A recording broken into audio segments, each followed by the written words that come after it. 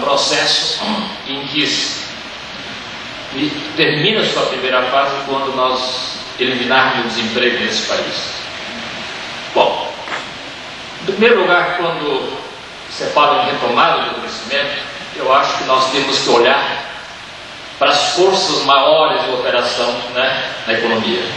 Inegavelmente, a economia global, né, tem uma dinâmica e uma força transformadora extremamente poderosa.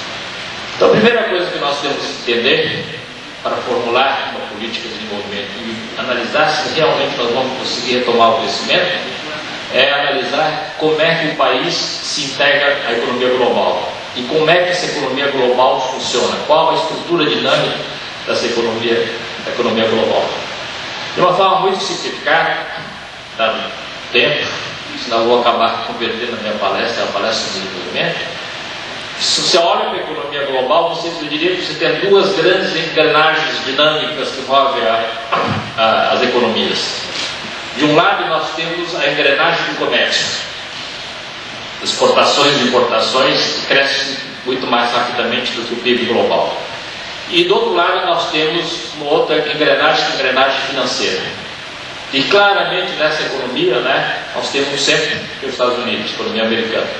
E a economia mais dinâmica, o mercado mais dinâmico, o maior mercado, né?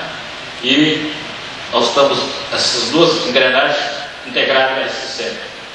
Do ponto de vista dos países da periferia, como o Brasil, os países de desenvolvimento, eu vejo duas formas de se integrar, portanto, nessa economia. Uma forma é você integrar a engrenagem financeira, a outra é se integrar à engrenagem do comércio. E quando você olha para os países que realmente estão crescendo nas últimas décadas, nós verificamos que os países que crescem se integram à engrenagem do comércio. A prioridade é o comércio, exportação, que na verdade serve de alavanca, né, para expandir o mercado interno. Exporta-se, gera-se emprego internamente, amplia o mercado interno, né, e se cria um projeto de desenvolvimento em que o objetivo é eliminar a população, o desemprego, a população desempregada, elevar a produtividade daquele setor de baixa produtividade e criar no país uma estrutura produtiva nacional. E para isso a exportação é fundamental, porque somente quando as empresas do país saem para exportar e competem, portanto, com as melhores empresas no mercado internacional, você passa a ter um processo em que você introjeta para a estrutura interna da sua economia, né, um dinamismo, né, semelhante ao que existe lá fora. Aqui no Brasil, por exemplo, o setor agropecuário já conseguiu fazer isso. Na última década se tornou um importante exportador, particularmente a partir de 99, e hoje é um setor extremamente dinâmico, está na fronteira, né? O setor de pesquisa e produção estão integrados absolutamente, e internamente já embutiu na sua estrutura um processo contínuo de aumento de produtividade e, portanto, um processo em que você manter as condições de competitividade. A outra forma de se integrar à economia internacional é através da integração financeira. Nesses países, normalmente, o raciocínio é muito simples. Nós somos um país periférico, um país pobre, precisamos de poupança externa. Somos coitadinhos, né? Portanto, é a vida de empresas de fora, multinacionais, através do fluxo de capital que promove o desenvolvimento. Precisamos de poupança externa. A isso se privilegia a chamada conta de capital, movimento de capital. Nesse caso, você formula uma política, né, para atrair, remunerar bem os investidores internacionais e reduzir o risco dos investidores internacionais. E aí a política macroeconômica que se formula é muito clara. Juros elevados para financiar os ativos financeiros, né, em detrimento da rentabilidade sobre o setor dos ativos produtivos, que é o que os outros países da área de comércio fazem, né? E você procura também eliminar o risco do investidor.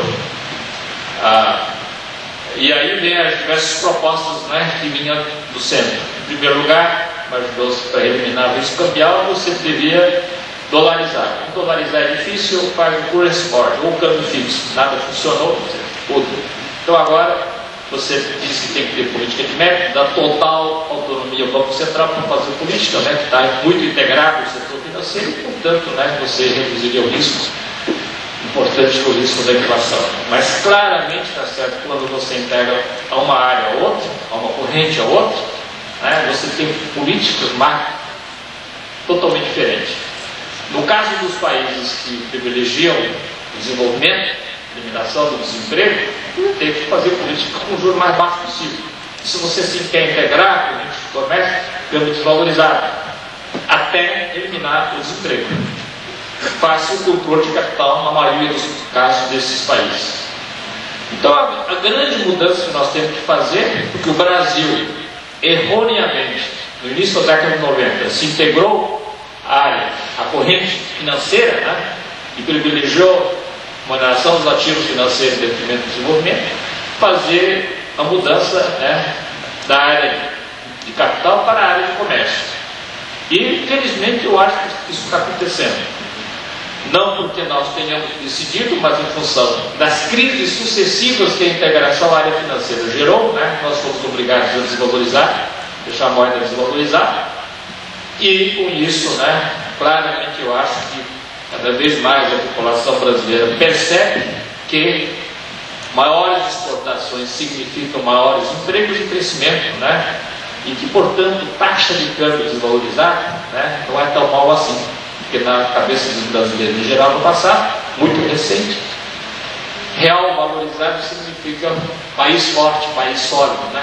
O que é exatamente o contrário no caso dos países que se integram em via de comércio, que são basicamente os países asiáticos, né?